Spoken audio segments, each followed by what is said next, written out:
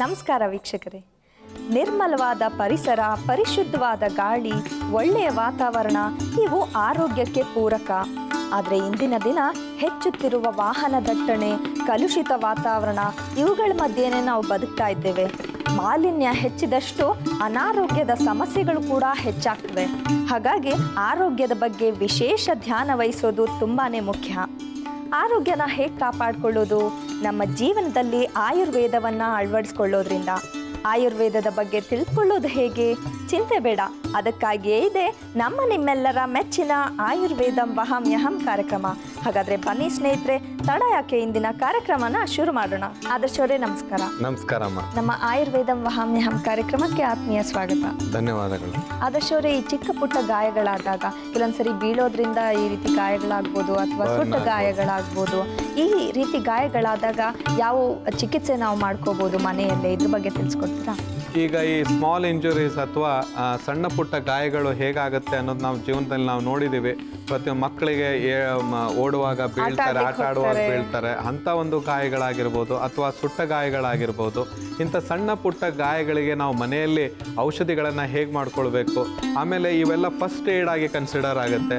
ಆಯುರ್ವೇದದಲ್ಲಿ first ಏಡ್ಗಳನ್ನು kit ಅಂತಲೇ ನಾವು ಹೇಗೆ ಮಾಡ್ಕೊಂಡು ಇಟ್ಕೊಳ್ಬೇಕು, ಇವನ್ನೆಲ್ಲ ತುಂಬ ಒಂದು ಆಶ್ಚರ್ಯಕರವಾದಂಥ ಒಂದು ಪ್ರಶ್ನೆ. ಆದ್ರೂ ಈಗ ನಾವು ನಾರ್ಮಲ್ ಆಗಿ ಸಹಜವಾಗಿ ನಾವು ನೋಡುವಾಗ ಫಸ್ಟ್ ಏಡ್ ಕಿಟ್ ಅಂದ ತಕ್ಷಣ ಎಲೋಪತಿಕ್ ಮೆಡಿಸಿನ್ನಲ್ಲಿ ಒಂದು ನಾವು ಮಾಡಿರ್ತೀವಿ, ಡೆಟಾಲ್ ಇರ್ಬೋದು ಅಥವಾ ಕಾಟನ್ ಇರ್ಬೋದು, ಆ ಥರ. ಅದೇ ರೀತಿ ನಾವು ಯಾವ ರೀತಿಯಾಗಿ ಈ ಒಂದು ಸಣ್ಣ ಪುಟ್ಟಗಳು ಗಾಯಗಳಾದಾಗ ಆಯುರ್ವೇದದಲ್ಲಿ ಫಸ್ಟ್ ಏಡ್ ಯಾವ ಥರ ನಾವು ಮಾಡ್ಕೊಳ್ಬೇಕು ಮನೆಯಲ್ಲಿ ಅಂತಂದರೆ, ಮನೆಯಲ್ಲಿ ನೋಡಿ ಯಾವಾಗಾದ್ರೂ ನಿಮಗೆ ಉಪ್ಪಿರುತ್ತೆ, ನಿಂಬೆಹಣ್ಣಿರುತ್ತೆ, ಮತ್ತು ಅರಿಶಿಣದ ಪುಡಿ ಇರುತ್ತೆ, ಕಾಫಿ ಪುಡಿ ಇರುತ್ತೆ. ಇಂಥ ಪುಡಿಗಳನ್ನು ನೀವು ಫಸ್ಟ್ ಏಡ್ ಆಗಿ ಆಯುರ್ವೇದದಲ್ಲಿ ಯೂಸ್ ಮಾಡ್ಕೊಳ್ಬಹುದು. ಮತ್ತು ಅದಲ್ಲದೆ ಈ ಮೂಲಂಗಿಯ ಸೊಪ್ಪು ಏನಿದೆ, ಇದನ್ನು ನೀವು ರಸವನ್ನು ಹಿಂಡ್ಬಿಟ್ಟು, ಈ ಮೂಲಂಗಿ ಸೊಪ್ಪು ಮತ್ತು ಮೂಲಂಗಿ ಗಡ್ಡೆಯನ್ನು ಇದನ್ನು ಮಿಕ್ಸಿಯಲ್ಲಿ ಹಾಕಿಬಿಟ್ಟು ನೀವು ಅದರ ರಸವನ್ನು ತೆಗೆದು ಆ ರಸವನ್ನು ಸುಟ್ಟ ಗಾಯದ ಮೇಲೆ ನೀವು ಇಮಿಡಿಯೇಟಿಗೆ ಬರ್ನ್ ಆಗಿರುತ್ತೆ ಅದ್ರ ಮೇಲೆ ನೀವು ಹಚ್ಚಿದರೆ ಒಂದು ಸ್ವಲ್ಪ ನಿಮಗೆ ಅದು ಉರಿ ಅನಿಸುತ್ತೆ. ಕೆಲವೇ ಸಮಯದಲ್ಲಿ ಒಂದು 5 ರಿಂದ 6 ನಿಮಿಷದೊಳಗಡೆ ಆ ಒಂದು ಏನು ನಿಮಗೆ ಅದು ತೊಂದರೆ ಆಗ್ತಾ ಇರುತ್ತೆ ಇಮ್ಮಿಡಿಯೇಟಾಗಿ ಕಡಿಮೆ ಆಗುತ್ತೆ. ಇದು ಡೈರೆಕ್ಟ್ ಹೀಟಿಂದ ಬರ್ನ್ ಆಗಿದ್ದೇ ಆಗಿರ್ಬೋದು ಅಥವಾ ಆಯಿಲ್ ಸ್ಪಿಲ್ ಆಗಿರ್ಬೋದು, ಅಂದರೆ ಎಣ್ಣೆ ಬಿದ್ದಂಥ ಕಲೆಗಳು ಗಾಯಗಳು ಆದಾಗ ಇಂಥ ಒಂದು ಸೊಲ್ಯೂಷನ್ ನಿಮಗೆ ತುಂಬ ಉಪಯೋಗಕಾರಿ ಅಂತೇಳಿ ಹೇಳ್ಬೋದು. ಅರಿಶಿನ ಆ್ಯಂಟಿಸೆಪ್ಟಿಕ್ ಆಗಿ ಕೆಲಸ ಮಾಡುತ್ತೆ. ನೋಡಿ, ಯಾವುದಾದ್ರು ಬೆರಳು ಕಟ್ ಮಾಡ್ಕೊಂತ ನಾವೇನೋ ಅಡುಗೆ ಮನೇಲಿ ಕೆಲಸ ಮಾಡುವಾಗ ಬೆರಳುಗಳು ಕಟ್ಟಾದಾಗ ಚಾಕು ಚೂರಿಯಿಂದ ಆ ಸಮಯದಲ್ಲಿ ಇಮಿಡಿಯೇಟಾಗಿ ನಾವು ಅರಿಶಿನವನ್ನು ಹಾಕಿದಾಗ ರಕ್ತವನ್ನು ಅಲ್ಲೇ ಬ್ಲಾಕ್ ಮಾಡಿಬಿಟ್ಟು ಅದು ಆ್ಯಂಟಿಸೆಪ್ಟಿಕ್ ಆಗಿ ಕೆಲಸ ಮಾಡುತ್ತೆ. ಮತ್ತು ಹೀಗೆ ಪಾಕೆಟ್ನಲ್ಲಿ ಬರುವಂಥ ಅರಿಶಿನಗಳ ಬಗ್ಗೆ ನಾವು ಗ್ಯಾರಂಟಿ ಕೊಡಲಿಕ್ಕೆ ಆಗೋದಿಲ್ಲ. ಆದಷ್ಟು ಅರಿಶಿನದ ಕೊಂಬನ್ನು ಮನೇಲಿ ಇಟ್ಕೊಳ್ಳೋದು ತುಂಬ ಉತ್ತಮವಾದಂಥದ್ದು. ಮತ್ತು ಅದಲ್ಲದೆ ಬಿದ್ದ ಗಾಯಗಳು ಕಲೆ ಹೋಗೋದಿಲ್ಲ ಕೆಲವೊಂದು ಬಾರಿ. ಆ ಸಮಯದಲ್ಲಿ ನೀವು ಗಂಧವನ್ನು ಯೂಸ್ ಮಾಡೋದು, ಶ್ರೀಗಂಧವನ್ನು ಯೂಸ್ ಮಾಡೋದು ತುಂಬ ಉತ್ತಮವಾದ. ಶ್ರೀಗಂಧವನ್ನು ಹಾಲಿಗೆ ಮಿಕ್ಸ್ ಮಾಡ್ಕೊಂಡ್ಬಿಟ್ಟು ನೀವು ಅಲ್ಲಿ ಹಚ್ಚಿದರೆ ಆ ಒಂದು ಭಾಗದಲ್ಲಿ ಕಾಲಿಗೆ ಆಗಿರ್ಬೋದು, ಮೊಣಕೈ ಆಗಿರ್ಬೋದು, ಕೈಗೆ ಬಿದ್ದ ಗಾಯಗಳಾಗಿರ್ಬೋದು, ಇವೆಲ್ಲ ಸಂಪೂರ್ಣವಾಗಿ ವಾಸಿಯಾಗುತ್ತೆ ಅಂಥೇಳಿ ಹೇಳ್ಬೋದು. ಸುಮಾರಾಗಿ ನಾವು ಆಯುರ್ವೇದದಲ್ಲಿ ಇಂಜುರಿಗೆ, ಸ್ಮಾಲ್ ಇಂಜುರೀಸ್ಗೆ ಮತ್ತು ಫಸ್ಟ್ ಏಡ್ಗೆ ತುಂಬ ಒಂದು ಆವಿಷ್ಕಾರವನ್ನೇ ಮಾಡಿದ್ದಾರೆ ಆಯುರ್ವೇದದಲ್ಲಿ. ಮನೆ ಔಷಧಿಗಳಂತೂ ತುಂಬ ಇದೆ, ಅದರ ಹೇಳ್ತಾ ಇದ್ರೆ ಲೀಸ್ಟೇ ಇದೆ ಆ ಥರ ಹೋದರೆ. ಆದ್ದರಿಂದ ಇಂಥ ಒಂದು ಸಣ್ಣ ಪುಟ್ಟ ಗಾಯಗಳಿಗೆ, ಬಿದ್ದ ಗಾಯಗಳಿಗೆ ಮತ್ತು ಕಲೆಗಳಿಗೆ, ಅದಲ್ಲದೆ ಸುಟ್ಟ ಗಾಯಗಳಿಗೆ ಇವತ್ತು ನಾವು 2 ಪ್ರಯೋಗವನ್ನು ಮಾಡಿ ತೋರಿಸ್ತಾ ಇದ್ದೀವಿ. ಅದನ್ನು ನೋಡಿ ಅದರ ಪ್ರಯೋಜನವನ್ನು ನೀವು ಪಡೆದುಕೊಳ್ಬೋದು. ತುಂಬ ಉಪಯುಕ್ತವಾದಂಥ ಸಲಹೆಗಳನ್ನು ನಾನು ಕೊಡ್ತೀನಿ ಇವತ್ತು. ಅದನ್ನು ನೋಡಿ ಅದರ ಪ್ರಯೋಜನವನ್ನು ಪಡೆದುಕೊಳ್ಳಿ. ಸ್ನೇಹಿತರೆ, ಈ ಚಿಕ್ಕ ಪುಟ್ಟ ಗಾಯಗಳಾದಾಗ ನಾವು ಯಾವ ರೀತಿ ಆಯುರ್ವೇದದಲ್ಲಿ ಒಂದು ಚಿಕಿತ್ಸೆಯನ್ನು ಮಾಡ್ಕೋಬೋದು, ಮನೆಯಲ್ಲೇ ಹೇಗೆ ಪರಿಹಾರ ಕಂಡ್ಕೋಬೋದು ಅನ್ನೋದ್ರ ಬಗ್ಗೆ ನೋಡಿದ್ವಿ. ಈಗ ಈ ಚಿಕ್ಕ ಪುಟ್ಟ ಗಾಯಗಳಾದಾಗ ಮನೆಯಲ್ಲಿ ಔಷಧನ ಹೇಗೆ ತಯಾರಿಸೋದು, ಬನ್ನಿ ಇದ್ರ ಬಗ್ಗೆ ತಿಳ್ಕೊಳ್ಳೋಣ. ಇದಕ್ಕೆ ಬೇಕಾಗಿರುವಂಥ ಸಾಮಗ್ರಿಗಳು ಏನಂತ ಹೇಳಿ ನೋಟ್ ಮಾಡ್ಕೊಳ್ಳಿ. ವೀಳ್ಯದೆಲೆ, ಸೋಂಕಾಳು, ಅರಿಶಿಣದ ಪುಡಿ ಮತ್ತು ಗರ್ಕಿ ಹುಲ್ಲು, ಇಷ್ಟು ಇದಕ್ಕೆ ಬೇಕಾಗಿರುವಂಥ ಸಾಮಗ್ರಿಗಳು. ಇದನ್ನು ಹೇಗೆ ಮಾಡೋದು ಅಂತ ಹೇಳಿ ತೋರಿಸ್ಕೊಡ್ತೀನಿ. ಮೊದಲಿಗೆ ವೀಳ್ಯದೆಲೆ ಮತ್ತು ಗರ್ಕಿ ಹುಲ್ಲು ಹಾಗೂ ಸೋಂಕಾಳನ್ನು ನಾವು ಜಜ್ಜಿಕೊಂಡು ಅದನ್ನು ಪುಡಿ ಮಾಡಿಕೊಳ್ಬೇಕು. ಅರ್ಧ ಚಮಚದಷ್ಟು ಸೋಂಕಾಳು, 1 ವೀಳ್ಯದೆಲೆ, ಸ್ವಲ್ಪ ಗರ್ಕಿ ಹುಲ್ಲು. ಈಗ ಇದನ್ನು ಜಜ್ಜಿಕೊಳ್ಬೇಕು.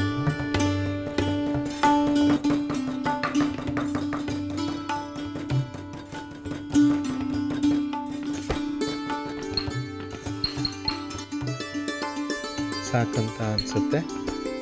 ಈಗ ನೆಕ್ಸ್ಟ್ ಇದಕ್ಕೆ ನಾವು ನೀರನ್ನು ಹಾಕ್ಕೊಂಡ್ಬಿಟ್ಟು ಆ ಮಿಶ್ರಣವನ್ನು ಇದಕ್ಕೆ ಹಾಕ್ಕೊಳ್ಬೇಕು ಮತ್ತು ಕುದಿಸ್ಬೇಕು. ಇದರಲ್ಲಿ ನಾವು ಈ ಗರ್ಕಿ ಹುಲ್ಲು ತುಳಸಿ ಎಲೆಯಷ್ಟೇ ಪವಿತ್ರ ಅಂತೇಳಿ ಹೇಳ್ಬೋದು. ಇದನ್ನು ನಾವು ಯಾವ ರೀತಿಯಾಗಿ ಇದು ನಮ್ಮ ದೇಹಕ್ಕೆ ಉಪಯೋಗವನ್ನು ಬರುತ್ತೆ ಅಂಥೇಳಿ ನೀವು ಕೇಳಿದಾಗ, ಈ ಗರ್ಕಿ ಹುಲ್ಲು ಆ್ಯಂಟಿಸೆಪ್ಟಿಕ್ ಆಗಿ ಈಗ ಹೇಗೆ ಈ ಒಂದು ಅರಿಶಿನ ಕೆಲಸ ಮಾಡುತ್ತೆ ಅದೇ ರೀತಿ ಗರ್ಕಿ ಹುಲ್ಲು ಕೆಲಸ ಮಾಡುತ್ತೆ ಅಂತ ಹೇಳ್ಬೋದು. ಇದನ್ನು ನಾವು ತೆಗೆದುಕೊಂಡಾಗ ನೋಡಿ, ಹಸುಗಳೆಲ್ಲ ಗರ್ಕಿ ಹುಲ್ಲನ್ನು ತಿನ್ನೋದು, ಹುಲ್ಲುಗಳನ್ನು ತಿನ್ನೋದು ನಾವು ನೋಡಿರ್ಬೋದು. ಆ ಹುಲ್ಲಿನಲ್ಲಿ ಇರುವಂಥ ಒಂದು ಆ್ಯಂಟಿಸೆಪ್ಟಿಕ್ ಏನಿದೆ, ಇವರು ಎನಿಮಲ್ ಕೂಡ, ಹಸು ಕೂಡ ಅದನ್ನು ತಿಂದಾಗ ಹೊಟ್ಟೆಯಲ್ಲಿ ಯಾವುದೇ ರೀತಿಯ ಆಗಲಾರ್ದ ಹಾಗೆ ಈ ಹುಲ್ಲು ನೋಡ್ಕೊಂಡು ಹೋಗುತ್ತೆ. ಅದೇ ರೀತಿ ಮನುಷ್ಯನೊಬ್ಬ ಪ್ರಾಣಿ, ಅವನಿಗೆ ಕೂಡ ಈ ರೀತಿಯ ಒಂದು ತೊಂದರೆಗಳಾದಾಗ ಇದು ಹೌದು ಗರಿಕೆ ಹುಲ್ಲು ತುಂಬ ಉಪಯೋಗಕಾರಿ ಅಂತೇಳಿ ಹೇಳ್ಬೋದು. ವೀಕ್ಷಕರೇ, ಈಗ ಇದಕ್ಕೆ ಒಂದು ಗ್ಲಾಸ್ ನೀರನ್ನು ಹಾಕಿಬಿಟ್ಟು ಇದನ್ನು ಬಿಸಿ ಮಾಡ್ಕೊಳ್ಳಿ.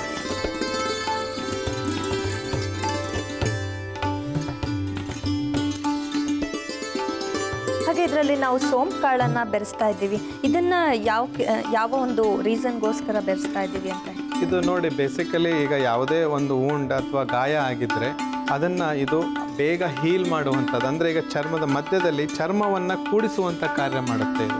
ಮತ್ತೆ ಪುನರ್ವರ್ತಿಯಾಗಿ ನಿಮಗೆ ಮತ್ತೆ ಒಂದು ಚರ್ಮ ಬರುತ್ತಲ್ಲ, ಹೊಸ ಚರ್ಮ, ಇದನ್ನು ಬೇಗ ಕೂಡಿಸಿ ಅದಕ್ಕೊಂದು ಆ ಒಂದು ಕೆಲಸವನ್ನು ಇದು ಮಾಡುತ್ತೆ ಅಂತೇಳಿ ಹೇಳ್ಬೋದು.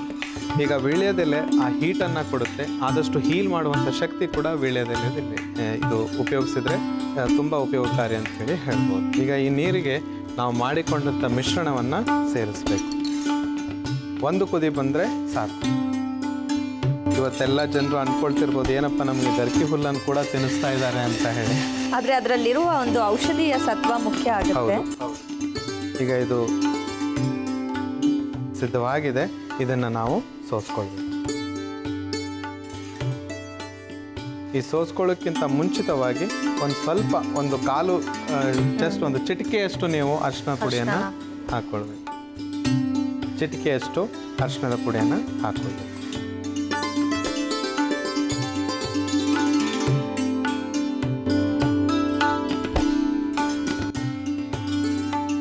ಈ ಸಣ್ಣ ಪುಟ್ಟ ಗಾಯಗಳಾದಾಗ ಯಾವ ರೀತಿ ಅದಕ್ಕೆ ಪರಿಹಾರವನ್ನು ಕಂಡುಕೊಳ್ಬೇಕು ಅಂಥೇಳಿ ನೀವು ಅಂದ್ಕೊಂಡಾಗ ಈ ರೀತಿಯ ಒಂದು ಕಷಾಯ ತುಂಬ ಉಪಯೋಗಕಾರಿ ಅಂತೇಳಿ ಹೇಳ್ಬೋದು.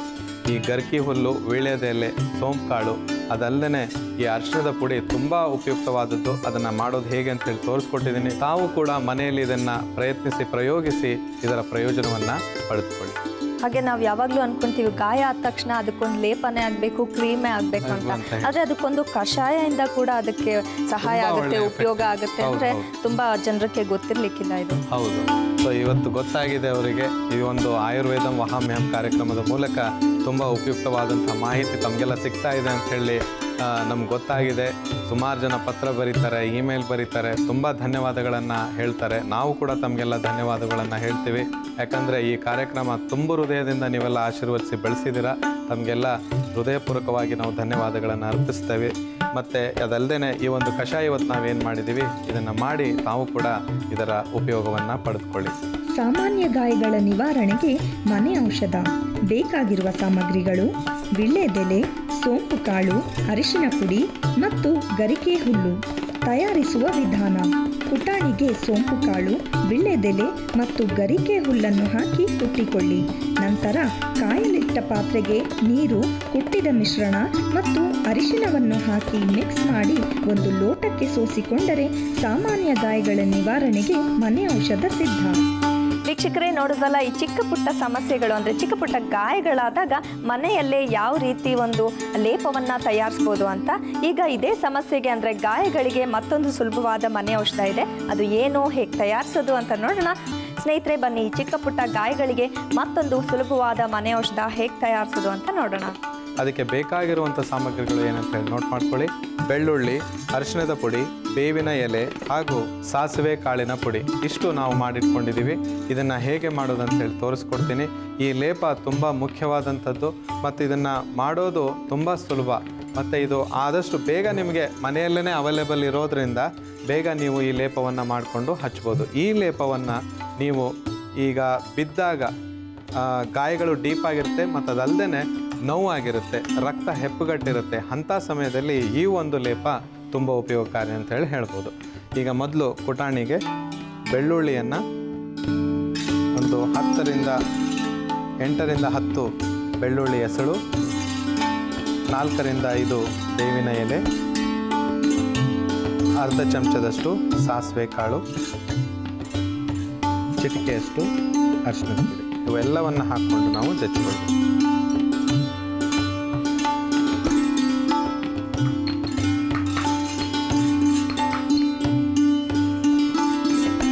ನಾವು ಇದನ್ನು ತುಂಬ ಪೇಸ್ಟ್ ಮಾಡಬೇಕಾಗತ್ತೆ. ಯಾಕಂತಂದರೆ ಇದನ್ನು ನಾವು ಸ್ಕಿನ್ ಮೇಲೆ ಹಚ್ಚಿದಾಗ ಇದನ್ನು ಭಾಳ ಬೇಗ ಹೀಲ್ ಆಗುತ್ತೆ ಇದರಿಂದ.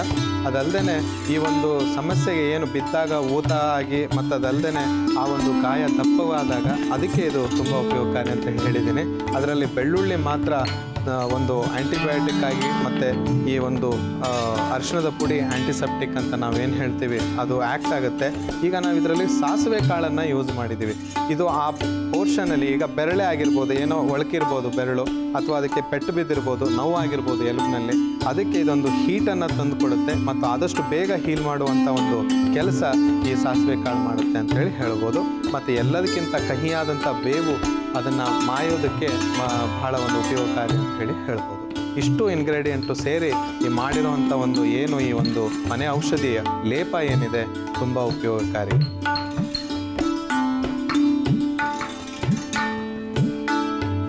ಈಗ ಈ ಸುಟ್ಟು ಗಾಯಗಳಲ್ಲಿ ನಾನಾ ವಿಧವಾಗಿ ಗಾಯಗಳನ್ನು ನಾವು ನೋಡ್ತೀವಿ. ಏನಪ್ಪ ಅಂತಂದರೆ ಇಸ್ತ್ರಿ ಪೆಟ್ಟಿಗೆಯಿಂದ ಸುಟ್ಕೊಂಡಂಥದ್ದು, ಸೈಲೆನ್ಸರ್ ಪೈಪಿಗೆ ಕಾಲುಗಳು ಟಚ್ ಆದಾಗ ಆ ಒಂದು ಡ್ರೈ ಫಾರ್ಮ್ನಲ್ಲಿ ಏನು ಒಂದು ಸುಟ್ಟು ಗಾಯಗಳಾಗಿರುತ್ತೆ ಅದಕ್ಕೆ ಕೂಡ ಇದು ತುಂಬ ಉಪಯೋಗಕಾರಿ ಅಂತೇಳಿ ಹೇಳ್ಬೋದು.